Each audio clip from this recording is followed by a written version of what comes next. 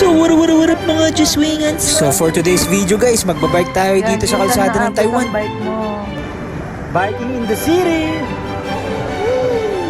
Ay! Dalawa!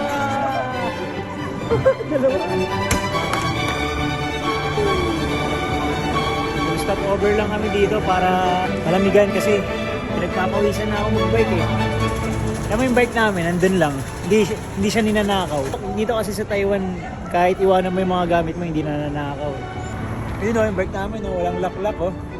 Nakabalanda lang talaga sa kalsada eh, no? Tane! Tayo kumaliwa!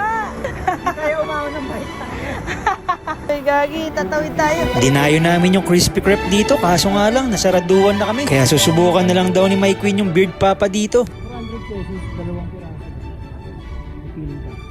Tamang food trip pala kami ni Mike Queen dito. Ang layo ba naman kasi ng binay ko eh. Kaya sinubukan na namin yung street foods dito sa Taiwan. Medyo mahirap nga lang bumili kasi hindi kami magkaintindihan. Anghang putang.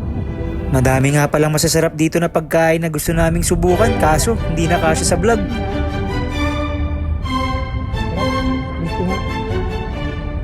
$50 na. Kaya hanggang sa next adventure ulit mga Juswingans. Pawis na ako.